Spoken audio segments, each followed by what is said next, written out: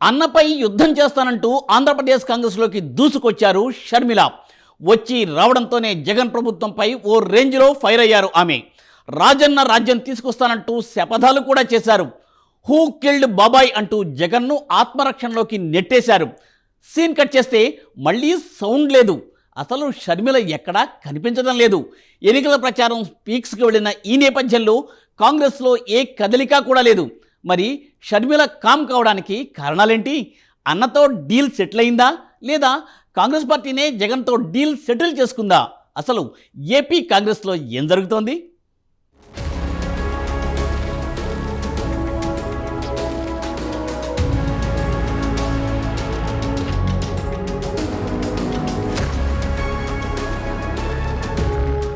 రాష్ట్ర విభజన తర్వాత ఏపీలో కాంగ్రెస్ పార్టీ ఉనికి నామమాత్రంగా మిగిలిపోయింది. రాష్ట్ర విభజన జరిగి 10 ఏళ్లు గడిచినా ఆంధ్రప్రదేశ్ ప్రజల్లో ఆ పార్టీ పట్ల ఆగ్రహం చల్లారిన దాఖలాలు కనిపించడం లేదు.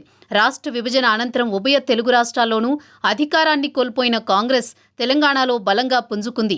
అధికార పగ్గాలు చేపట్టింది. తెలంగాణ రాష్ట్రాన్ని తన పోరాటం ద్వారా సాధించానని చెప్పుకుంటూ తెలంగాణ పితగా తనకు తానే కితాబులిచ్చేసుకున్న కేసీఆర్ పార్టీని ఆ రాష్ట్ర ప్రజల ప్రతిపక్షానికి పరిమితం చేసేశారు. తెలంగాణ ఇచ్చిన పార్టీగా కాంగ్రెస్కు పట్టం కట్టారు. అయితే ఇది జరగడానికి 10 ఏళ్లు పట్టింది.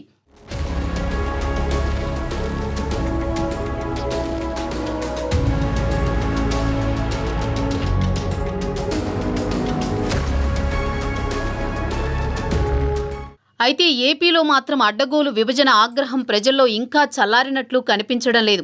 ఈ నేపథ్యంలోనే దక్షిణాదిలో కర్ణాటక, తెలంగాణలో అధికారంలోకి వచ్చిన కాంగ్రెస్ ఏపీపై దృష్టి సారించింది. ఏపీలో పుంజుకోవాలంటే వైఎస్ బ్రాండ్ను జగన్ నుంచి తమ పార్టీకి బదలాయించుకోవడం ఒక్కటే మార్గమని భావించింది హస్తం హైకమాండ్. అందుకే వైఎస్ కుమార్తె షర్మిలకు పార్టీ పగ్గాలు అప్పగించింది. షర్మిల అన్న జగన్తో విభేదించి తెలంగాణలో తన తండ్రి పేరు మీద వైఎస్ఆర్టీపీ పార్టీని ఏర్పాటు చేసుకుని తన స్థాయిలో తాను రాజకీయం చేసుకున్నారు. అయితే తెలంగాణ అసెంబ్లీ ఎన్నికల ముందు అనూహ్యంగా ఆమె కాంగ్రెస్కు మద్దతుగా ఎన్నికల్లో తన పార్టీని పోటీ నుంచి పక్కన పెట్టేశారు. ఆ తర్వాత ఆమె పార్టీని కాంగ్రెస్లో విలీనం చేసి ఆ పార్టీ ఏపీ పగ్గాలు అందుకున్నారు.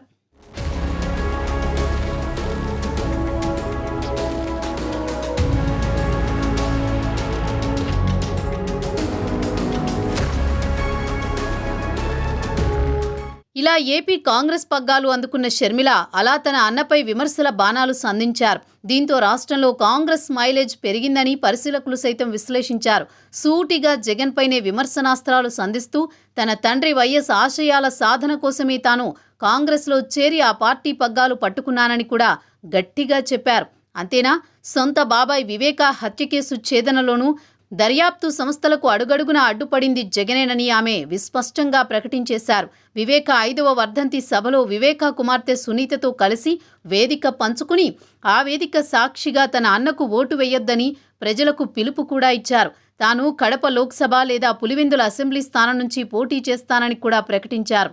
ఇందుకోసం ప్రజాభిప్రాయ సేకరణ అంటూ కడప నేతలతో సమావేశం కూడా ఏర్పాటు చేశారు. అంతే, ఆ తర్వాత నుంచి ఆమె అనూహ్యంగా మౌనముద్ర వహించారు. అంతేకాదు, బహిరంగంగా ఎక్కడా సభలు, సమావేశాల్లో కూడా కనిపించడం లేదు.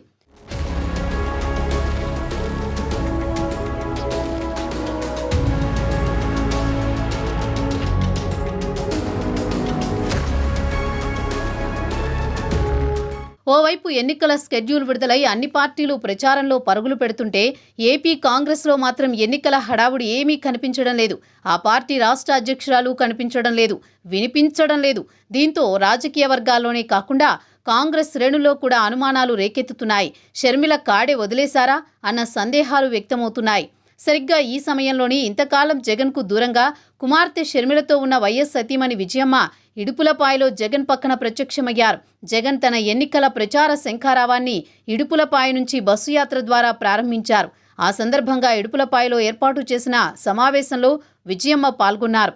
కొడుకును బైబిల్ సాక్షిగా దీవించారు. దీంతో షర్మిల కూడా తన స్టాండ్ మార్చుకున్నారా అన్న అనుమానాలు సర్వత్రా వ్యక్తమవుతున్నాయి.